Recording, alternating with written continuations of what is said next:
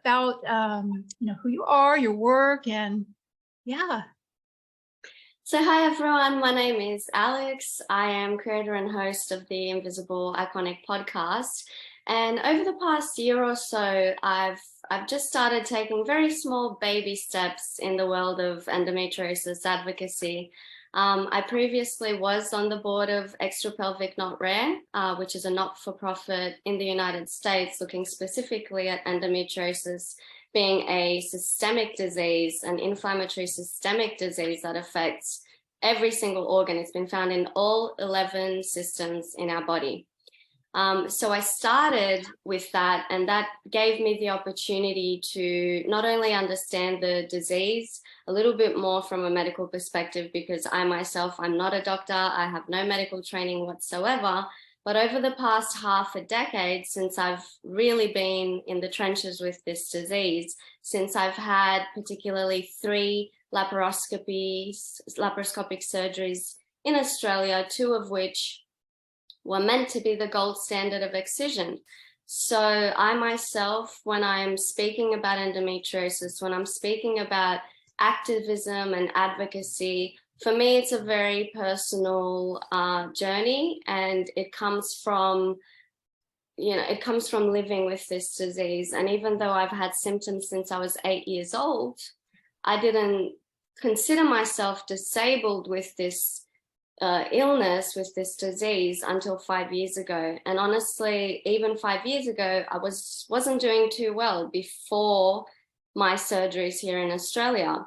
And so when it comes to advocacy, and particularly why, I jumped on this call, and the reason I jumped on to have our voice in Australia heard, our voices heard in Australia for Worldwide EndoMarch specifically, is because I have seen how there are 2 different narratives that are going on when it comes to endometriosis, specifically in Australia. And there's a big chunk, 99.99% of what you hear about endometriosis in Australia is purely looking at pelvic pain, purely looking at this as a period disease, when we know that it happens in animals who don't menstruate. It's been found in people who no longer have uteruses, who have had hysterectomies. We know at least 27 cases, I think that's probably even more now, but at least 27 cases in academic literature of men with this disease. And unfortunately, it's very difficult to find the correct treatments and to really be pushing for the gold standard, which is excision surgery, excision laparoscopy, when we have a combination of treatments that have been harming us, that have been causing iatrogenic effects, that are mainly based on hormones, which by definition only affect our periods. And even if you stop our periods, this is based on retrograde menstruation. And retrograde menstruation, as a theory by John Sampson, 1928, he himself said that this doesn't explain all aspects of this disease. So when I'm talking about our voices being heard in Australia, and people might be thinking, well, it's 2023, you live in a first world country, who's silencing you? Well, unfortunately, it's not about pointing fingers, it's that around the world, this disease has been for so many years, and this is an entity that's been looked at even by the ancient Greeks. We've been relegated to this sphere of hysteria, periods, and a woman's disease. And the longer that we stay within this box, the less likely we are to make positive change, such as implementing correct information about endometriosis in the medical curriculum, which I applaud EndoMarch and Dr. Cameron Najat for, really pushing and attempting to tackle such a huge obstacle, because we know that this is a very lucrative disease, and that's primarily what's stopping us. This is an incredibly lucrative disease worldwide, and if we look at the guidelines specifically, which is my little hill that I'm going to die on, because in Australia specifically, we are heralded as the poster child for a national action plan for endometriosis.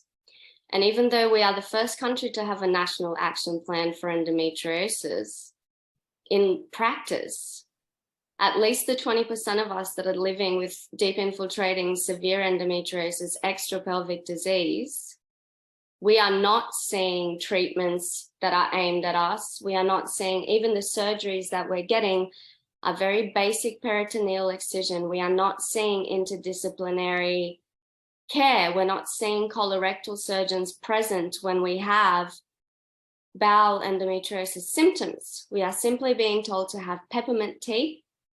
And national organizations are telling us to have Chinese medicine and peppermint tea. When we look at the exact guidelines that they themselves have worked on, and the Australian endometriosis guideline, which was, looked at in 2021, and it was based off the NICE guideline, we know that the studies that these guidelines are based on, for example, when we look at a study around hysterectomy, because they also looked at adenomyosis, not only endometriosis, one of the studies only had 16 participants in it.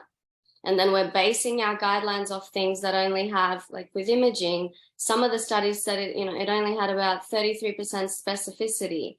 So you can have endometriosis and it's not seen on imaging. You can have endometriosis and all of the gamut of first and second line treatment of hormones that they give us has absolutely no impact on it. And then you walk away without a diagnosis. You walk away being told to have Chinese medicine and acupuncture, when in the guidelines themselves, it states there's very low evidence. So unfortunately, from a personal perspective, what I am seeing, I can't speak on behalf of everybody, but I can say what I have seen, very carefully dissecting what's been happening over the last at least half a decade, if not a decade in Australia, is a move away from excision surgery. Even surgeons who used to call themselves excision surgeons, there's neuro-linguistic programming, to not sound like a conspiracy theorist, but we're changing the definitions of what excision is. We're having excision being used as laparoscopy, like it's not, we've got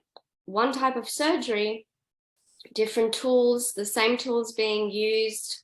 It's very convoluted, and the poor patient who's just been given a diagnosis or a suspected diagnosis that's joining us and listening to what we have to say. Even now, I can hear myself, and if you don't know the medical terminology, if you don't know the lingo, if you don't already learn these things, or if you are told parts of these things and some of the information you're given by your specialist is convoluted, who are we to turn to? So I do applaud Worldwide EndoMarch for giving us a voice. And at the same time, there's so much work to be done, because awareness is not enough.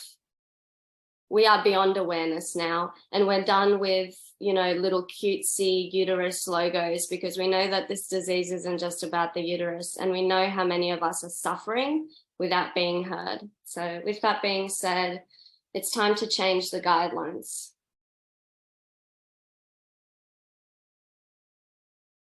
Year or year and a half ago? So what I will say is, in terms of the guidelines, I know in America, in the United States, we've had Casey Berner, who initially led this fight and went to ACOG to change their guideline. And what we had in Australia, because in 2021, we had our guideline, which came out after the National Action Plan for Endometriosis. So ours was based on the NICE guideline, and there were a couple of us that were critical of this guideline, but there was only a 6-week period where they accepted submissions about this guideline. So it happened over Christmas. Most people didn't even know about it. And even though I think they did receive about 120, maybe 140 submissions, I don't really know how many of those were actually patient-led. I know some of them were, but if we're only hearing about superficial endometriosis, or if we're only hearing about period pain, then it's really not enough. So it wasn't, I'm hesitant to say I didn't start anything. I jumped on and supported some very vocal advocates who have since been silenced. So since last year, 2 specific advocates, which were really, really very vocal about this. They had defamation letters. They had, you can choose to keep this or not, but we have been fighting this fight, blood, sweat, and tears, at least since last year, because what we have is advocates, some of which have medical training, some of which are speaking directly to worldwide experts, some are speaking to the pioneers of laparoscopic surgery, some are speaking to the pioneers of neuropelviology, endometriosis on the nerves. We know what we're talking about because we're speaking to the very top people, and everything that we're saying comes from them. So none of us are here saying we know better than the doctors. So nobody's saying I started this movement because I know better than the doctors. No, we are a collective of people that are being not represented. We're not being represented when we're telling people that we are having to travel to Switzerland, to Romania for consultations with people that know what they're talking about, or, you know, we're flying to the United States so that we could have a video assisted thoracoscopy and check our lungs for endometriosis because of how risky it is to get that done in Australia, even if we can even get to the point of convincing people that endometriosis occurs extrapelvically, when the very top experts that we are told are the experts in Australia are distancing themselves from excision surgery as gold standard. And not only that, they I mean, there's a lot to be said there about individual doctors, but we won't go that way. We're very scared about what we're seeing in Australia, and people are thinking that it's just this very small percentage of a vocal minority that aren't happy with individual doctors and that we have a vendetta.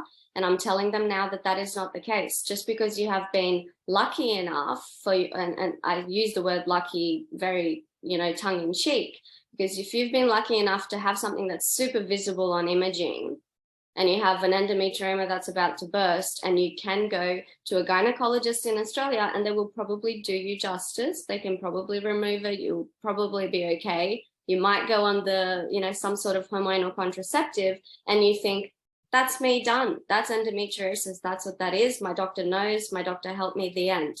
But if you are me, or anybody else who's had to travel to the other side of the world and seek multiple opinions and been told by the very world authority in neuropelviology that you have an atypical case of sciatic endometriosis, and then you go through 5 hours worth of the third surgery in Australia, and after 5 hours of cutting out what they deem black spider webs all over the sciatic, all over the obturator, so it's in the exact locations that we're looking at and that the world expert suggested the disease is in, when they find that disease, they send nothing to pathology. That's not world standard. That's not gold standard.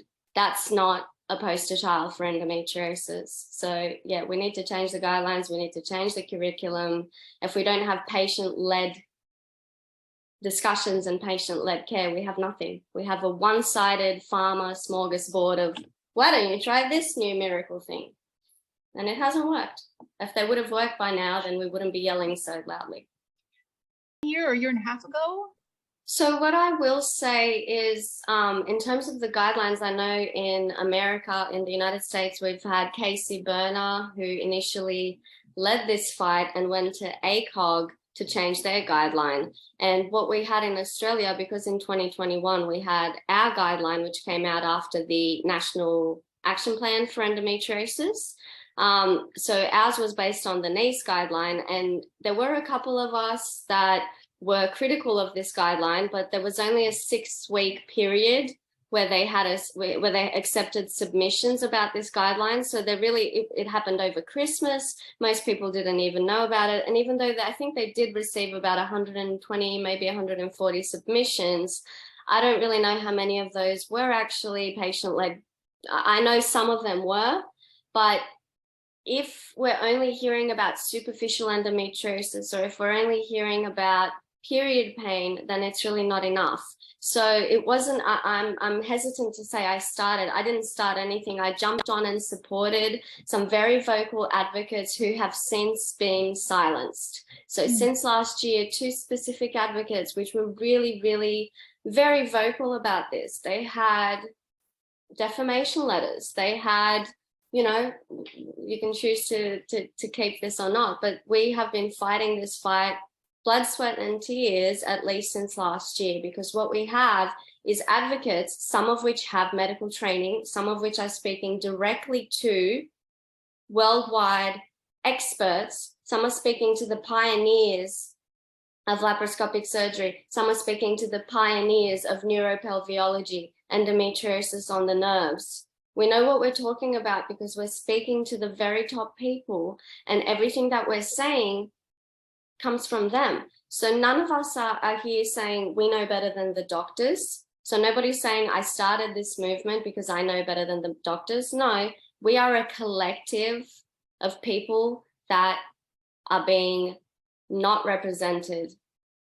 We're not being represented when we're telling people that we are having to travel to Switzerland, to Romania for consultations with people that know what they're talking about, or, you know, we're flying to the United States so that we could have a video-assisted thoracoscopy and check our lungs for endometriosis because of how risky it is to get that done in Australia, even if we can even get to the point of convincing people that endometriosis occurs extrapelvically, when the very top experts that we are told are the experts in Australia are distancing themselves from excision surgery as gold standard. And not only that, they I mean, there's a lot to be said there about individual doctors, but we won't go that way. We're very scared about what we're seeing in Australia, and people are thinking that it's just this very small percentage of a vocal minority that aren't happy with individual doctors and that we have a vendetta.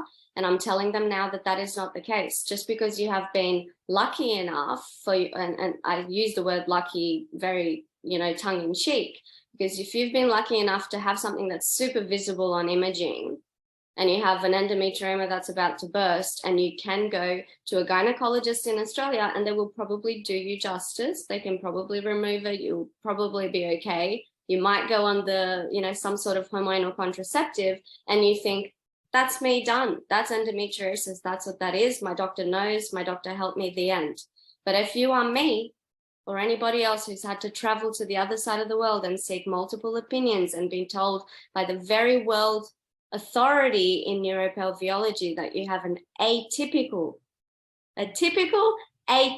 case of sciatic endometriosis, and then you go through 5 hours worth of the third surgery in Australia, and after 5 hours of cutting out what they deem black spider webs all over the sciatic, all over the obturator, so it's in the exact locations that we're looking at and that the world expert suggested the disease is in, when they find that disease, they send nothing to pathology. That's not world standard. That's not gold standard. That's not a poster child for endometriosis. So yeah, we need to change the guidelines. We need to change the curriculum. If we don't have patient-led discussions and patient-led care, we have nothing. We have a one-sided pharma smorgasbord of, why don't you try this new miracle thing? And it hasn't worked. If they would have worked by now, then we wouldn't be yelling so loudly.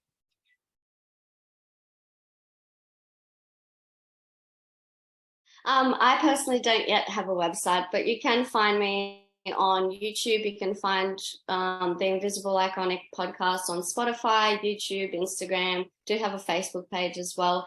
But everything I have learned has come from world experts. So, you know, I really would like to say people like the Center for Endometriosis Care, when it comes to thoracic disease especially, them and Dr. Wendy Bingham from Extrapelvic Not Rare. If it wasn't for Extrapelvic Not Rare, I wouldn't be here. I wouldn't know anything about my disease. I was told in Australia by the very top experts that you cannot have extrapelvic disease in the absence of stage 4 endometriosis pelvically. That's not correct. How would that doesn't explain when you have people having lung collapses in the absence of pelvic disease. Doesn't explain that in men, doesn't explain that in dogs, etc., etc., etc. So it is really problematic to trust, whether it's Dr. Google or even whether I'm not saying don't trust your GPs and don't trust your specialists, but seek out information from resources that also include patient lived experience. So another fantastic resource is Endo Girls blog. They do have a science background, but these organizations, then there's, you know, actual doctors themselves that have made it their life's work to not only treat us surgically, but they are going online and they're telling us, you know, endometriosis is not the endometrium. A hysterectomy isn't going to help you. Getting pregnant isn't the cure, you know? So it's really, really convoluted, and you're going to hear a lot of conflicting information, and it's going to be extremely difficult to find organizations and you know, resources, websites that they look really good on the outside because they have the money, they have the funding to look really good, and they might even have the funding to do the research. Whereas the true people that are in the trenches, that are removing endometriosis from our lungs, that are removing it from our sciatic nerve, that are even removing it, it's been found in the brain, would you believe? These people that are working multidisciplinary across, you know, colorectal, urinary, all these different disciplines, they're the ones that they don't have the time to publish. We have, you know, luckily we have Dr. Najat. He's been in academia for quite a while, and you can, specifically when it comes to Dr. Najat, you can look at his work on hysteria especially, and looking at how this disease has been kept in the shadows for so long. And, you know, it was literally, even during the witch trials, we had people that were probably using all sorts of potions and things to cure their cramps and their pain being burned at the stake. And what we have now, I like to think of it as, you know, it's no longer being burnt at the stake. We've got ablation now. We're being burned with ablation worldwide. So my advice would be to get as much information from as many resources as possible, because even if Dr. Google takes you to the #1 website that's 99% full of misinformation, if you go, that seems a bit weird, because I've had other people that have had a hysterectomy, and when they had a hysterectomy, their disease wasn't cured.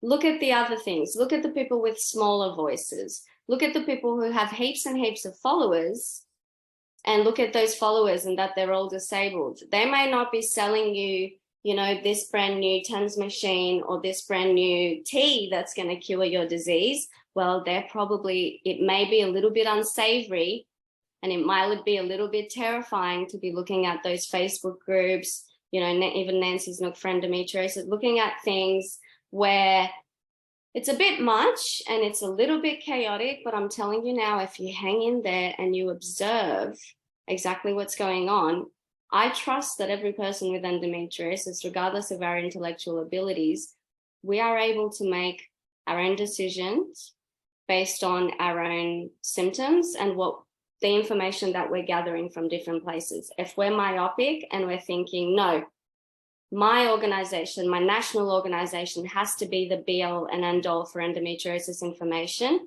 then you're going to be going in for every couple of years for surgery. You're going to be put on all sorts of hormones. You're going to be told you have central sensitization, fibromyalgia, and irritable bowel syndrome. And I'm not saying that you don't. I'm just saying that it's very likely that you have endometriosis extrapelvically or some other disease that's not being looked at, because we're still being brushed with the hysteria brush. So if you don't believe me, if you don't like what I'm saying, that's totally fine. Look at every single resource and you're going to understand why some things that make more sense are not getting the same amount of airtime as things that don't, but they're lucrative.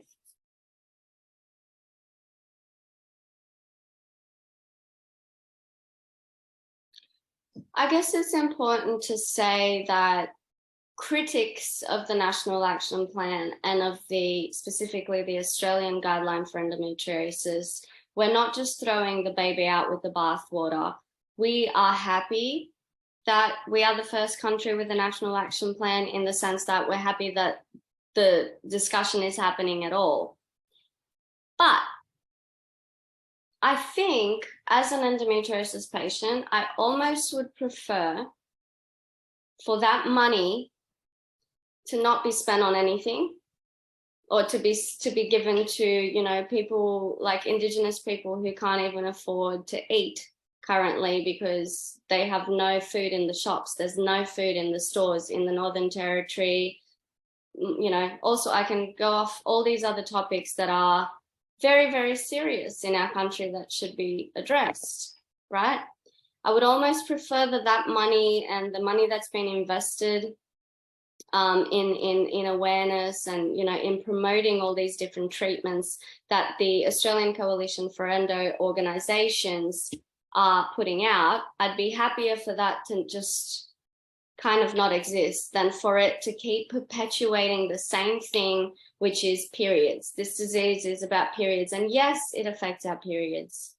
Yes, it's incredibly important, but the moment that we start acknowledging the systemic nature of this disease, you know, the fact that I had symptoms when I was 8 years old and I didn't menstruate till I was 13 is very telling.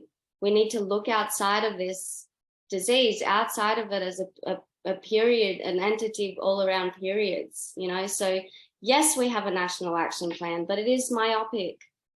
It mentions that endometriosis can happen outside of the uterus, but really we're still only looking at bowel and bladder disease when we're talking about that. There is nothing in there about lung endometriosis. I know people personally who have just flown over to the United States in order to have surgery. I know other people that have done exactly the same with the same surgeons from Australia, and they are educated. They might even have private health insurance. They have seen the very best people that they can in Australia. And what happens? Instead of the Australian medical community in general, and RANZCOG especially, saying there's something wrong here, perhaps we need to look outside of gynecology. Instead of that happening, we are gaslit, we are ridiculed both privately and publicly within our Facebook groups, our national organizations, discussion groups, for seeking help, for seeking, this isn't an elective surgery. When I was in a wheelchair and I couldn't, you know, go to the bathroom properly, and I couldn't walk, and my dishes were piling up for a whole week, and I couldn't even do my dishes sitting in my wheelchair. Nobody was coming to my aid. None of these top people were coming to my aid. Because of childhood trauma, they were telling me that it's all in my head. They were telling me that coughing up blood and needing a wheelchair at 26 after surgeries, not before, after surgeries, after their expert surgeries, mental health, central sensitization. Well, I happened to go to my home country of Romania after these surgeries, and I had an MRI. It's a deep infiltrating endometriosis MRI that we don't have in Australia. We're not against imaging. Get me that MRI in Australia and I will support, you know, I will support it extremely so, because that MRI showed me that after 3 surgeries, I still have disease on my sciatic nerve. I have adhesions. I have adenomyosis, which wasn't seen in 3 separate surgeries with these top experts. So we are broken records because this is our lived reality and we're not being heard. We're being told, no. 80% of us are doing okay with what we have, so let's be grateful. Well, no, because even though it might be 20% now, the more hormones you feed us, when we know estrogen and progesterone receptors occur with, like, we have lesions that have estrogen and progesterone receptors. So if you're going to continuously feed us estrogen and progesterone, then perhaps for some of us, this will continue to grow the disease. So maybe we don't have extrapelvic endo now, but maybe our children and our children's children, maybe there'll be more percentages. Maybe there'll be more of us. And how are we going to build off this incredibly shaky foundation, which is all based on the NICE guideline, which itself admitted its own limitations. And if we look at something, I'll end with this. In the NICE guideline, they reference something called the de novo model, and they look at specifically how it's very lucrative to have those first and second line tier treatments. And even though doctors could make money off the excision surgeries if they train themselves and all that, it's just purely, it literally states it in the guideline, it's purely more lucrative to keep it the way it is. So we're done with the status quo. We're done with the status quo. And, you know, who knows what's going to happen to me, but somebody else will spring up. Who knows what's going to happen in Indonesia, Malaysia, etc. They can try and silence us. They most likely will, as they did in Australia to my predecessors. But it's going to be a game of whack-a-mole, farmer. So, yeah.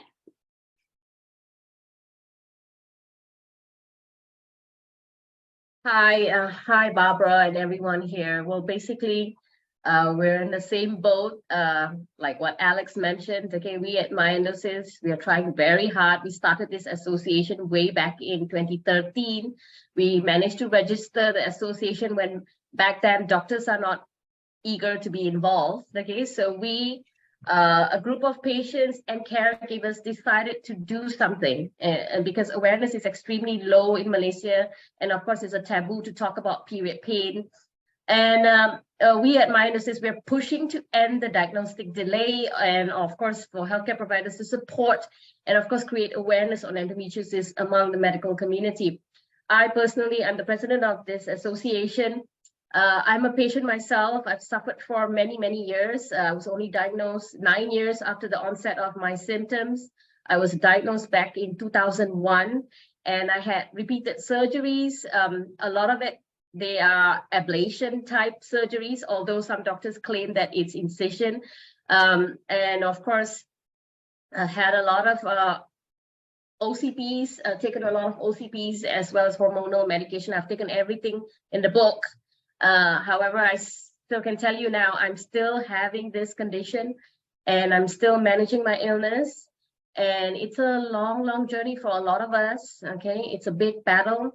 We at MyEndoSis, we strongly believe that the medical community should do more, okay? Instead of making their financial gain, you know? And we at MyEndoSis, we are in a tricky position because we have to deal with different types of healthcare professionals who are doing probably surgery, and some who are pro-surgery, and some who are on hormonal medication. So the good thing about MyEndoSis is we are on a neutral ground. Okay, because we're patient-led, we are able to say yes and no to certain groups of people who try to infiltrate our association. We feel that patients should be respected, okay? And we strongly believe that the medical community should respect us, provide empathy and support for women like us instead of gaslighting us. I agree with what Alex mentioned just now. I'm here all against gaslighting, medical gaslighting. We're here to say that we want to put a stop to medical gaslighting. Okay, by respecting patients' needs and providing the necessary care needed, it will have patients who at times are vulnerable in dealing with this condition. There's so much uncertainty, and the problem with endometriosis is it's an enigmatic type of condition, and each patient is individual and different. We need the extra care needed, all right? And of course, we are all aware that patients frequently face dissatisfaction when dealing with their illness, and even in dealing with their healthcare providers. There are still a significant number of healthcare providers who have misconceptions regarding endometriosis, and perhaps did not counsel endometriosis patients appropriately. And I would say that there's a lot of work to be done in Malaysia. We are facing a lot of barriers as well. It's never easy doing such a thing here. And taboo, talking about period is still considered a taboo. And you know, sometimes we've also been hit hard by other females who don't have endometriosis, who think we're exaggerating our pain, and who think we're just making this up to seek attention.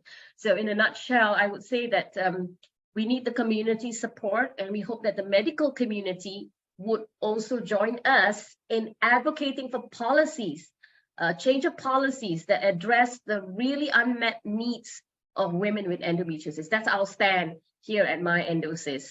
And I'm currently doing my PhD on doctor-patient relationship. I'm actually looking at how doctors interact with patients, and why is there a diagnostic delay. I think all this research is greatly needed, okay, and we need to put that out, and it should be research led by patients. Okay, I agree with Alex that that sometimes some research are actually funded by certain groups of people, but we need the real story, a story from patients themselves about the condition, about the horrible condition that we face every single day.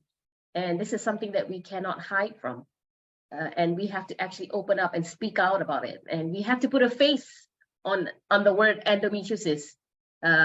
Here in Malaysia, we have started creating awareness, but I think we're now moving to a stage where we want to change things. We want to speak to employers. We want to speak to teachers. We want to do that. And I have my team here who are going to speak about the support that's going to be needed for patients in Malaysia, especially.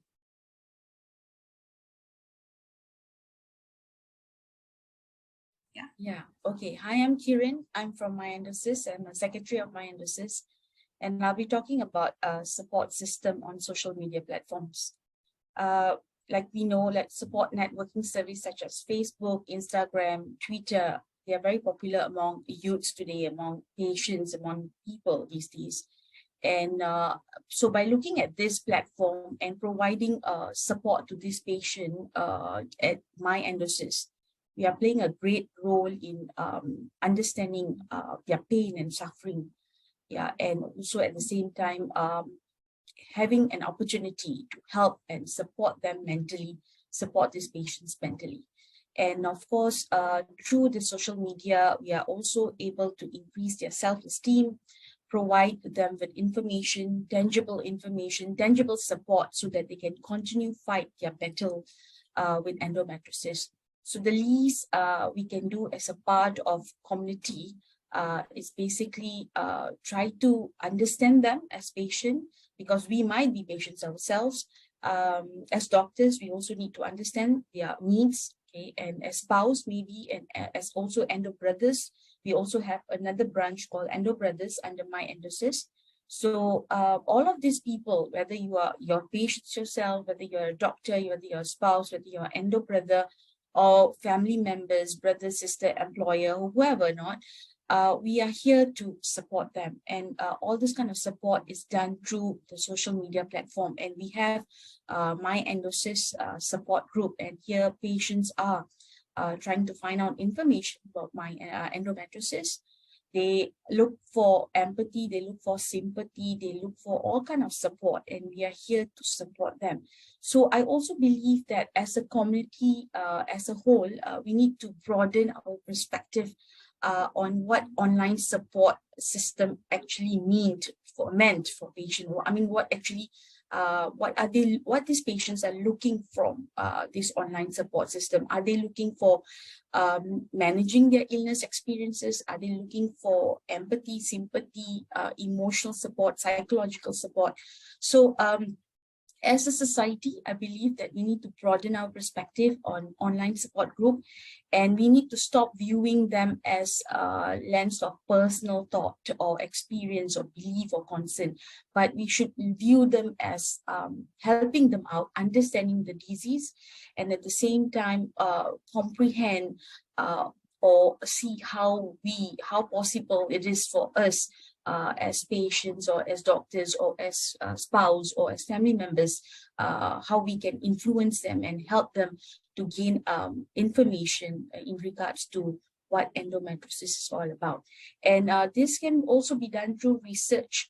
We can actually put up a lot of research. We can do a lot of research on support group. Currently, like what I'm doing a PhD in research, social support groups, researching social support group, and see how this women facing endometriosis manage their illness experiences, or how they could go about managing their illness through the support that they gain from these social platforms. So I feel, we can do survey, face-to-face communication, organizing events, informing about these events through online support groups will help this patient to get connected with one another, because they are having similar symptoms, similar issues, right, in regards to endometriosis, so they can share. So it becomes a platform that they come together to share not only to share, but also to voice out opinion about what is right and what is wrong. What doctors are doing correctly, what doctors are not doing correctly. At least that's a platform for them to talk about it openly and not just suffer in silence. That's what I believe. And I also feel that students, can be encouraged to seek medical attentions as well, as an early detection of what endometriosis is all about. So we should also participate in educational program, like creating more awareness in schools, informing young learners about what endometriosis or what period pain is all about, understanding themselves, their bodies, so that they can carefully know what's happening to their bodies and carefully plan. What do I go about?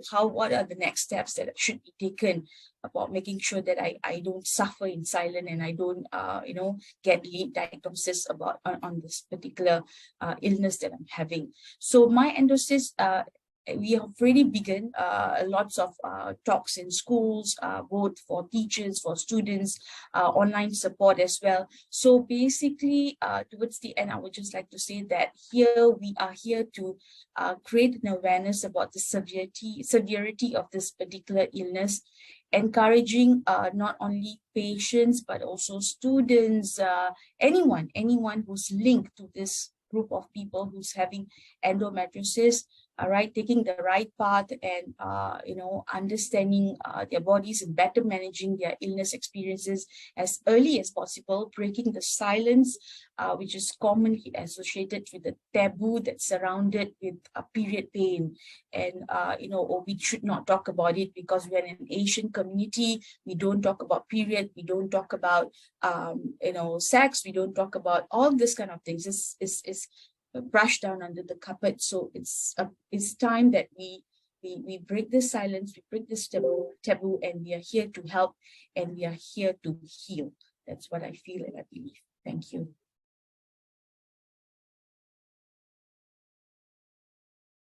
Hi, hello everyone.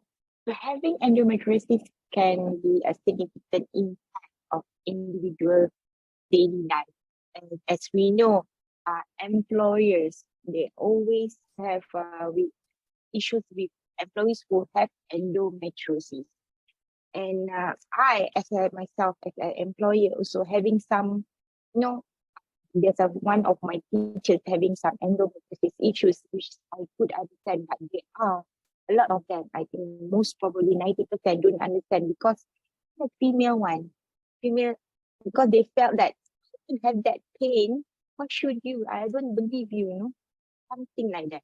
So as employers, I think we must be aware of how to support an employee of suffering from endometriosis in the workplace.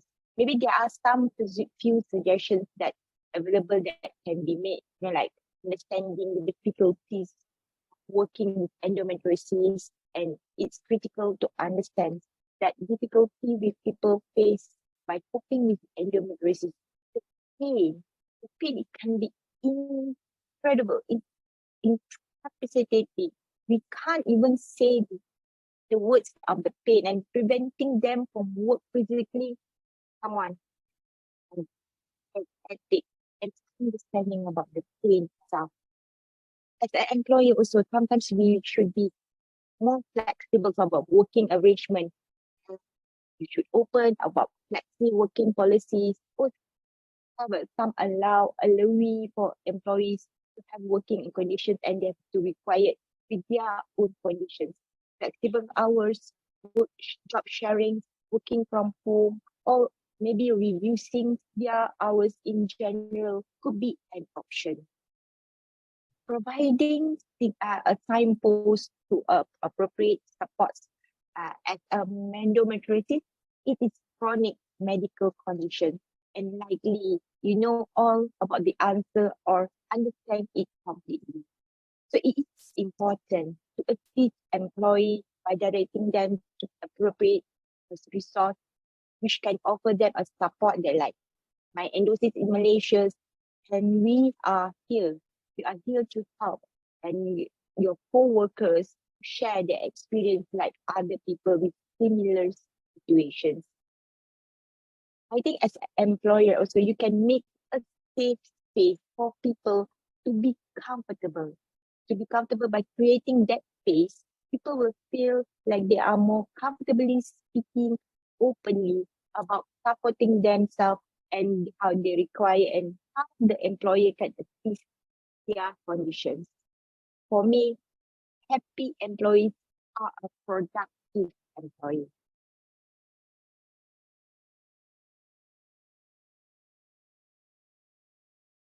Right. So, having speaking about the empowerment and awareness created and whatnot, let's touch about the medical management of patients in Malaysia. So we heard Alex sharing about how endo patients are managed in Australia. So it's pretty much the same in Malaysia, I would say. Our first line therapy is basically combined oral contraceptive pills, or COCPs as commonly known. This is where you have estrogen as well as progesterone.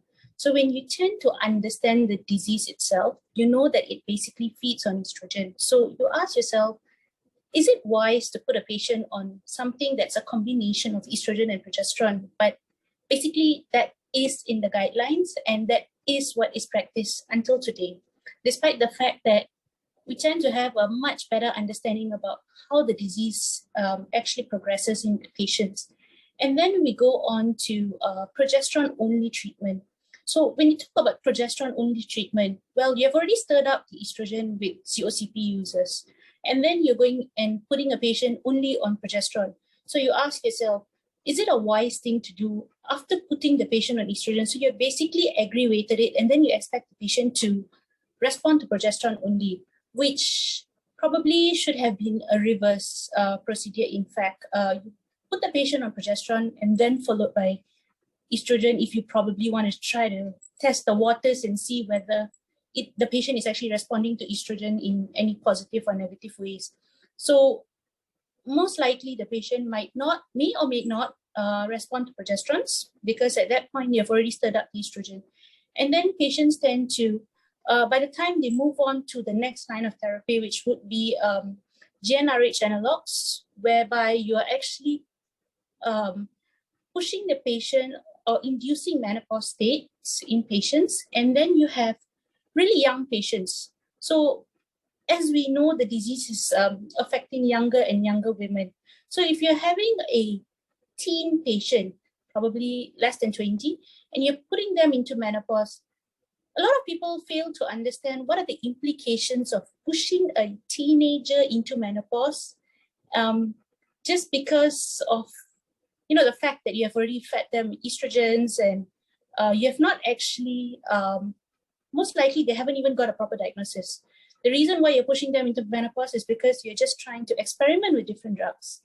And then by the time you actually figure out that, oh, it's probably endometriosis, which the diagnosis probably comes without a proper imaging or without proper surgery, the patient has probably given up.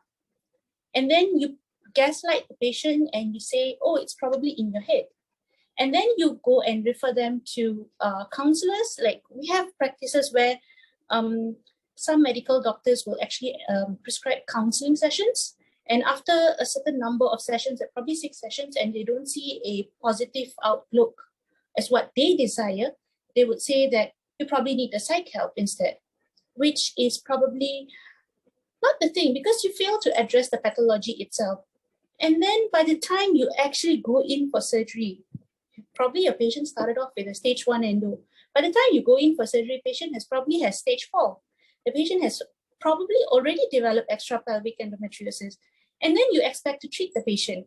And then the patient would have also probably developed adenomyosis by that time. And then comes the issue of what type of surgery this patient undergoes. A lot of patients fail to understand that there are different types of surgery, such as ablation versus excision. And by the time they actually find out that there is actually a difference, they would have already gone through probably several procedures, several surgeries. And what we again fail to understand is that every surgery will actually reduce your rate of fertility. So if the patient has, unfortunately, endometriomas at the ovaries, and you have gone through 3-4 surgeries, how many times you're actually touching the ovaries. And every time you touch the ovaries, you're going to disturb the egg reserves that is there. And then by the time the patient actually decides to start a family, then comes the next issue, fertility. So are we closing doors for a patient, like Alex was saying? So you have symptoms from the age of 8. So are we closing their doors to fertility from the age of 8? Are we doing the right thing? Or probably it's not just us, it's also the medical professionals. And then comes patient-led support groups, where we are actually, our main aim is to educate patients, to empower them, to make them understand the meaning of patient autonomy, whereby they should be given all the possible options and they have a right and the final say to what sort of treatment they want. But that comes with proper education. And then comes the question as to, are doctors actually educating patients? Who actually sits down in the consultation room upon the first diagnosis, tells the patient, okay, this is what you have, this is how we go about it, okay, this is exactly what the disease is about, what should you be doing and what should you be avoiding, what are the possible treatment plans? I mean, in Malaysia, probably we don't really have that, unless you have really dedicated doctors who actually spend time to do that. But you can't do that as a matter of, a 5-10 minute consultation. It's going to take a lengthy process. And then comes the question as to, where does the patient get the resources? And then you have different doctors. So when a patient feels uncomfortable, we're talking about gynecologists, they're uncomfortable with one gynae. And they find that, I have been with this gynae for a couple of months and I don't see any difference. So what's the point of me going back to the same doctor? I'd rather see someone else. But you go back to that next person without any records, you're going to restart everything from scratch. Again, you're going to go to COCPs, you're going to go through the just progesterone. It's going to be a repeated cycle. By the time, I think patients just give up. But is it fair to brush them off their rights of seeking proper health care, of getting or receiving the proper medical treatment that they are entitled to? Everybody pays their taxes. So why is it that one group of people probably gets the medical treatment that they deserve to get, and the other group that deserves it as well doesn't get it? And then you have doctors telling patients that, oh yes, I do ablation. And you also have doctors who say, I do excision. And then comes the question as to, how would the patient identify which doctor performs what sort of surgery? Because you're going under the knife, fine. But is the doctor truthful or not? How does the patient identify that? For all you know, by the end of the surgery, when you go to another doctor, the doctor says that, oh, the surgery you went for was probably just an ablation. But what you need is actually an excision. So we have all these issues revolving, and we also have doctors promoting numerous surgeries without understanding the fact that every surgery causes adhesions, and adhesions alone can cause pain.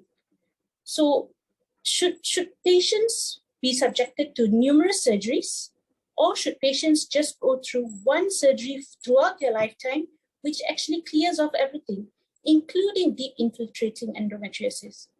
But the problem is we don't have that specialist, or if we do, we are not aware of it. So with that, I think the medical management of patients, it's something very sensitive. It's something where everyone has to be aware about, not only the medical fraternity, but even patients have to be educated about it. And they should know what their options are. What are the pros and cons of every treatment, including drug therapy, because that's their right to know. Yeah, thank you.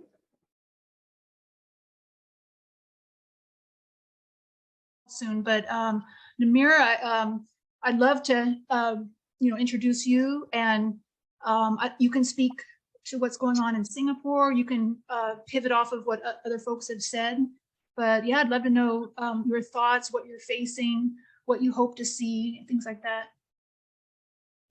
Hi everyone, I'm Namira from E for Endometriosis, Team Singapore. Let me just jump in and vouch for what mentioned by Alex as well as MyEndoSis. I agree that while there are a lot of resources out there, be it from Dr. Google, from specialists as well, it is best not to be a blind follower and attain as much information as possible and make informed decisions for yourself. It is also true that advocating endometriosis can be such a lonely journey full of rejections and dismissals. I myself have been trying to push through this awareness in Singapore for the past 10 years, mostly on my own, because the patients here are still very much afraid to speak up, as well as confused due to the lack of awareness. We are definitely moving slowly because of the lack of support from many departments, especially the lack of medical care system in place. And it is also happening here as well, where such an issue within the system, whereby they themselves are bickering about it, instead of being busy, instead of making themselves busy taking care of the patients and their needs. It is extremely frustrating because I do feel that should be the first thing in mind as professionals. I myself, I had a very traumatizing diagnosis story, attempted suicide twice, and was admitted to the asylum because I was brushed off as being mentally unstable, among other misdiagnoses, for several years. And when all along, it has always been endometriosis. So you see this disparity is happening in Singapore as well, as much as elsewhere worldwide. Having shared about these difficulties in advocating, let me just extend my appreciation. Let's just flip the emotions here a bit and be a little bit more hopeful to the rest of the activists around the world, notably the pioneers like everyone here that has paved the way before us, such as Dr. Nezat of the worldwide EndoMarch, Dr. Peter Barton-Smith of the Endometriosis Clinic United Kingdom, Professor Fong Yok Fai of Singapore Medical Group, and Dr. Mali of National University Hospital, Singapore. Let me just extend my thanks to all of you, leaders, advocates worldwide, for running through the brick walls. I know it hasn't been easy, paving the way so that it could be more accessible for all of us here today and continuing to do so for the future's amelioration. I'm also excited to share that E for Endometriosis was invited to participate in several projects by our government.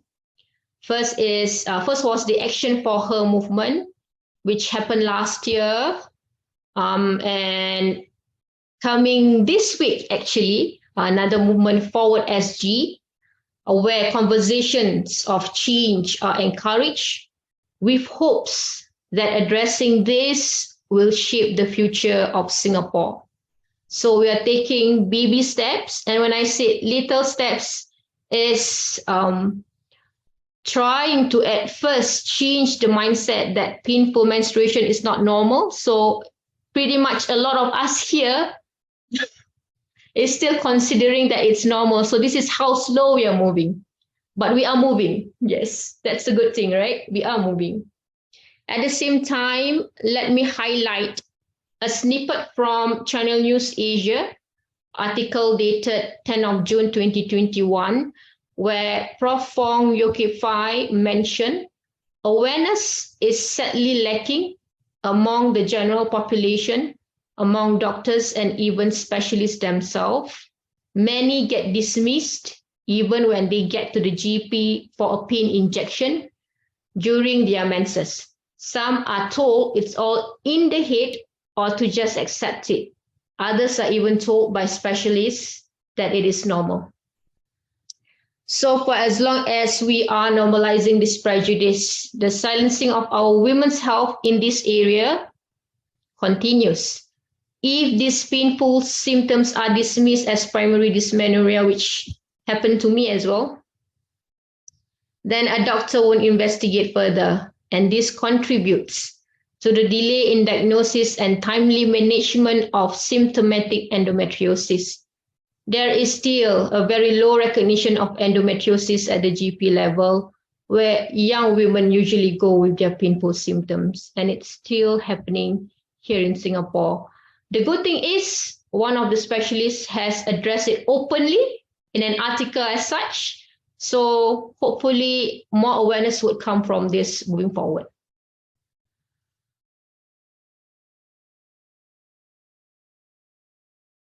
I would definitely tell medical students to listen to patients, because even if what they have learned, what the medical students have learned is 100% correct medical literature, they would still have this idea that it's a primarily pelvic entity. And I think it's really important to acknowledge that, yes, a lot of people with endometriosis will have comorbid conditions. So they might have other diseases, including adenomyosis, which is called, the evil twin of endometriosis. But they might have fibromyalgia, they might have all these different things. But before dismissing all these other symptoms in other parts of the body as something to do with their central nervous system, something to do with childhood trauma, some other thing entirely, yes, do those workups, do the differential diagnoses, go through every single other thing that it could be. So instead of saying, no, this person definitely has sciatic endometriosis because they have leg pain, of course that entity is a lot less likely to be the cause of their pain than something more common, like, I don't know, pudendal neuralgia, sciatic entrapment syndrome, even adenomyosis can cause leg pain. So yes, do those differential diagnoses, cross them off the list. But if you are stuck in this paradigm that it's a pelvic entity and this patient keeps complaining of migraines on their period, or keeps complaining of all these other things, even if now we have organizations and doctors around the world saying, well, we hear about chronic pain, we hear about migraines, we hear about these extra things that may not have to do with your periods and pelvis. And yeah, that's sort of part and parcel with endometriosis, including things like depression and blah, blah, blah. Okay, fair enough. All of these can be compounded together. All these things can be comorbid. But some of the time, you're actually dismissing endometriosis in the lungs, and then the person has a lung collapse, and that's how you find out about it. A lot of the times you're dismissing endometriosis on the nerves, and you're putting patients like me on 900 milligrams of an anti-neuropathic pain medication to the point that they can't even read a piece of paper. I tried to do a counseling degree 2 years ago, and I could not even read. I was cognitively so impaired, despite speaking like 5 different languages to some degree, despite having 2 university degrees, it didn't make a difference for me. I was incapacitated by the medical management and by the surgical treatments, because the surgical treatments that I've had were with gynecologists, even though I was promised cardiothoracic surgeons, colorectal surgeons, they were not present. So medical students, please listen to the patients, do the due diligence. It might be outside of your scope. You might think that as an endometriosis expert, or one who's about to become an endometriosis expert, you just need to know primarily about, the things that you're dealing with that day in, day out. But sometimes, so there's this whole saying of, if you hear hoof steps, think horses, not zebras, because horses are more common than zebras. But sometimes you will have a zebra in your office, and you're going to gaslight them and tell them that, no, it's impossible for you to be a zebra because you can only be a zebra if your stripes are this way. Well, this little zebra went to the other side of the world, had the top world experts tell them, no, you are a zebra, and then came back to Australia with imaging, with reports, with the consultations, and was still gaslit.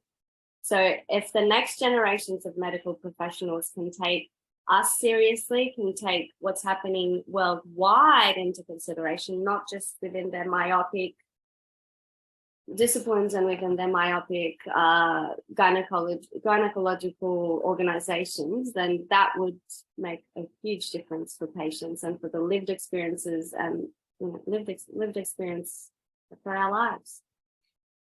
Well, I would like to say to all the medical students, first and foremost, don't be dismissive to patients, especially patients who cry for help or patients who are in pain. Don't immediately think that is primary dysmenorrhea and dismiss them and send them off with painkillers. It's imperative for them to do more checks, to do extra diagnostic checks on these patients. And of course, the most important thing that all patients want is acknowledgement of pain. You know, they need their healthcare professionals to acknowledge their pain, you know. So acknowledgement is the key. The second thing I would say would be empathy. There must be empathy in place when you're consulting patients. The lack of empathy in hospitals is just appalling. You know, patients are dejected. They felt hurt whenever they come out from their consultation room. And sometimes they are surrounded with family members who might be also harsh on them, you know, and on top of dealing with healthcare professionals who dismiss their pain. So this is the hurdle that we go through all the time as patients. I've been going through this for many, many years. And I think the most important thing is we have to get rid of misogyny in healthcare. I think the root of the problem is this: suffering is synonymous to women. There's always this assumption that women have to suffer, and because period pain is closely connected to labor pain, and well, this is the perception that if we talk about pain, we are weak.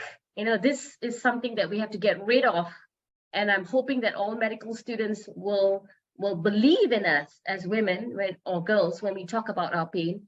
And the scary thing is they tend to believe males more than females, you know, so they tend to think that it's okay for females to suffer simply because pain is synonymous to what women go through. And I think it should end here. And I'm so glad to be surrounded with all our endo sisters here who are fighting to change and make a difference. There will be hurdles, there will be a brick wall, but we're not going to stop. We're going to push through, and we're going to find our way in addressing this issue, like it or not. I think to medical students, the first thing first is to learn to listen and understand. Okay, even if you're not going through it, but try to understand what your patient is trying to say, and never equate one patient to another, because every patient is different. So what you learn in your textbooks may not be the typical presentation of what your patient comes in with. You have to understand that and acknowledge that, because the symptoms that I present with may be different from all the other women here in this meeting.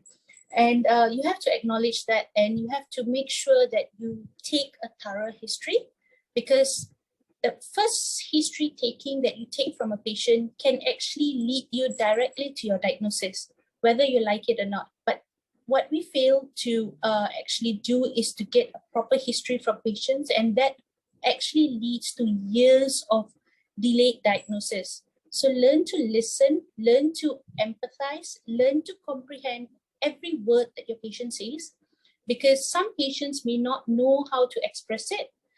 So don't dismiss even the slightest detail that you may consider as being unimportant, but it's actually the most important symptom your patient is actually reporting about, which may not be present in other patients. And then understand that endometriosis, as well as adenomyosis for that matter, the symptoms somehow correlate, but you can actually pick it out from a very early stage if you actually listen. And when you listen, yes, you have two types of dysmenorrhea, primary and secondary, but when you listen and you understand that your patient has been actually going through it for a lengthy period of time, it's time for you to think about secondary dysmenorrhea. It's no longer primary. And usually patients with endo don't come in, okay, I have pain today and I come in tomorrow. No, they usually come in after a lengthy period of time of suffering. And when they present, by then you should already understand that it's secondary, it's no longer primary. And I think I can speak on behalf of endo patients, whereby we are usually scared to go to the doctor because the first thing first is that you're going to be dismissed. So why bother going when you're already suffering and you're just going to be dismissed? I can literally tell anyone what would be the protocol if I were to visit the ED for a pain flare-up, because it's just the same cycle, no matter which hospital you go to. And never label your patient as being doctor's shopping, because that is a very powerful word. And as soon as you label your patient as doctor shopping, they just lose the trust. You can never regain that trust anymore, no matter what, because it's a traumatic word, as well as another term, which is compliant. So never doubt your patient's compliance to medication. Yes, you impose that medication. Your patient may have second thoughts, but not all patients are not compliant to their medication, because that is another powerful word. And when you doubt their compliance, automatically they are not going to work with you. Yeah, I think that's about it. I totally agree with what Abby and Surita have mentioned. 3 important elements I would say here is listening, empathy, and trust. So if the doctors have, they understand what is listening skills, they follow the proper guidelines and listen to their patient and don't dismiss them, and provide them with a platform of good empathy. Through listening skill, empathy comes. So we sympathize, we empathize, we put ourselves in their shoes and try to understand what is their problem. And understanding the whole concept of this disease is also very important. So these 3 elements very important. I totally agree with Surita and what Abby have mentioned. And as doctors, it's not about report writing anymore. It's not about, oh, I just have to gain some statistical information. That's the reason why I'm asking you questions, because that's a KPI that I need to achieve. That's something that I need to achieve for my own success. It's not that anymore. It should be about patient, because you have taken a while and you are there, to provide the good information, the right information for your patient. So you should not take your patient as a guinea pig or a trial, I'm just going to test and run and see whether this medication is going to work on this person or not. But basically understanding the entire concept, the whole idea of what this illness is all about, what they are feeling and how they are coping, taking this medication or not taking this medication. So again, going back to empathy, sympathy, listening, and understanding, these elements are very important as a doctor. We need to get it as a whole, as a bigger picture to understand patients. Thank you. Okay, I'll just add on to whatever that everyone here has mentioned. Just 2 points, basically. So the first one, if there is a medical students in front of me, I would like for them to know that don't be competitive, that you are too consumed within the political agendas and bickerings about the system itself, rather than mending the system. Because I feel that is what is lacking. Maybe that they are too hard up on showing who is basically their own agendas. I wouldn't want to expose further their own agendas. Maybe the focus now should be, not just maybe, it must be mending the system and not bickering about it and who is right and who is wrong. They should put their heads together instead of wasting all those times fighting among themselves. They should put their heads together and think of methods and ways where to improve the system. That is, the absolute thing that they should do now. Secondly is, don't be too hard on collecting expertise. That you lost interest to be the one that addresses your patient's concerns. Because Not sure about other countries, but here in Singapore, you can see one specialist specializing in so many things. So yeah, so many things. Yeah, it goes on and on and on. But when it comes to the patient's feedback, yeah, most of the time, rather than not, that it's far from being the truth. So it is all right to specialize in one thing, as long as that one thing is the truth, is the true thing that you are specializing in. So these are the 2 points I would like to highlight.